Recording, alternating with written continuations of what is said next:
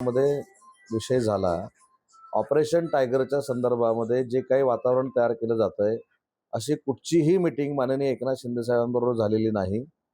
युबीटीचे खासदार काल किती उपस्थित होते किती नव्हते तुमच्या माध्यमातून आम्ही ऐकलेलं आहे आणि मी सुरुवातीपासून सांगतोय की शिवसेना पक्षाला ऑपरेशन टायगरची आवश्यकता आहे असं मला वाटत नाही, कारण दर दिवशी शिंदे साहेबांवर विश्वास ठेवून लोक येत आहेत।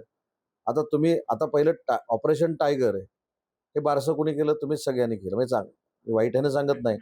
उद्या काय ते ऑपरेशन लायन होईल, अजून काय काय होईल, पण त्या ऑपरेशन टायगरशी युबीटीच्या खासदारांच्या संदर्भात आमचा कोणाचाही संपर्क झाला नाही। त्याच्या पुढे जाऊन मी सांगितलं, परवा मी शिर्डीच्या दौऱ्यावर असताना एकाच गेस्ट हाऊसला आम्ही असल्यामुळं वाकचौरे साहेब दुसऱ्या शूटमध्ये आले, तर ते देखील मला भेटले, अशा पद्धतीची बातमी आली। त्याच्यामुळे वाकचौरे साहेबांना मी अजिबात भेटलेलो नाही आणि माननीय एकनाथ शिंदे साहेब देखील युबीटीच्या कुठच्याही खासदारांना भेटले नाही।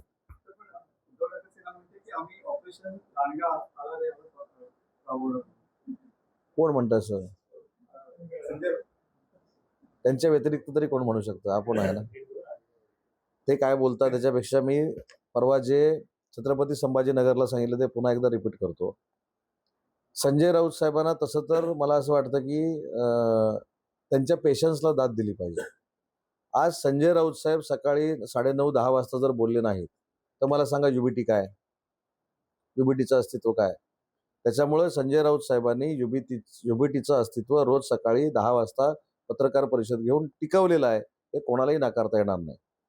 जरी ते आमच्यावर टीका करत असले तरी हे सांगतो की, आणि मग आता 10 वाजता जर बोलायचं असेल तर काहीतरी विषय पाहिजेतच ना, तर ते विषय काय आमच्यावर टीका करायची? त्याच्यामुळं आज संजय राऊत साहेबांच्या पत्रकार परिषदेमुळे युबीटीचं अस्तित्व आहे हे महाराष्ट्राला जाणवतं। जर पत्रकार परिषदच संजय राऊत साहेबांनी घेतली नाही तर युबीटीचं अस्तित्वच जाणवणार नाही।